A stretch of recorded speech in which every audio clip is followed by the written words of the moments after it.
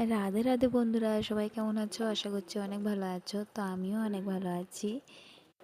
আর এই বর্ষার সিজনে এই তালের বড়া কে কে খেয়েছো অবশ্যই কমেন্টে জানিও। আর আমাদের বাড়িতে তো আজকে বানানো হচ্ছে, সেটা তোমাদের সাথে শেয়ার করছি।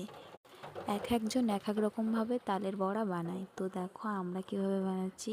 ফার্স্টে তালের নদাটা ওপরে কিছুটা নারকেল কুচি, কিছুটা ময়দা, কিছুটা সুজি, স্বাদ অনুযায়ী লবণ আর স্বাদ অনুযায়ী চিনি। এইবার এটাকে ভালোভাবে চটকে চটকে ভালোভাবে মেখে নিতে হবে যতক্ষণ না চিনিটা গলে যাচ্ছে। আর যারা আমার ভিডিও নতুন দেখছো তাদেরকে প্লিজ একান্তই অনুরোধ, আমাকে সাবস্ক্রাইব করে পাশে থাকা বেল আইকনটি প্রেস করে দিও। আর লাইক কমেন্ট শেয়ার করে দিও। মা এটাকে ভালোভাবে ফেটাতে থাকুক, তার মধ্যে আমি কড়াইতে তেল বসিয়ে দিই গরম হওয়ার জন্য। চলো তেলটা বসিয়ে দিই। তেলটা আমার গরম হয়েছে কিনা পরীক্ষা করার জন্য মা একটা তালের বড়া দিয়ে দেখছিল। তো দেখো তেলটা অনেকটাই গরম হয়ে গেছে। তেলটা গরম হয়ে গেছে বোঝা যাচ্ছে, কারণ একটা বড়া দেওয়ার পর কি সুন্দর তেলের যে বাল্বগুলো উঠছে, এটা দেখে বোঝা গেছে যে তেলটা গরম হয়ে গেছে। তাল দিয়ে অনেক রেসিপি বানানো যায়।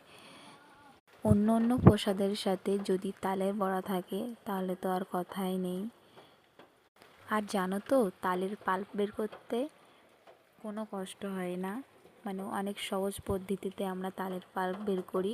তোমরা যদি এই তালের পাল্প বের করার ভিডিওটি দেখতে চাও অবশ্যই কমেন্টে জানিও। আর দেখো তার মধ্যে আমার এক কড়াই বড়া দেওয়া হয়ে গেছে, আর এক পিঠ হয়েও গেছে। এবার আমি উল্টে দিচ্ছি। তোমাদের সাথে কথা বলতে বলতে দেখতে পাচ্ছ আমার বড়া এক কড়াই ভাজা হয়ে গেছে। এক পিঠ হয়ে গেছে মানে এক কড়াই হয়ে গেছে।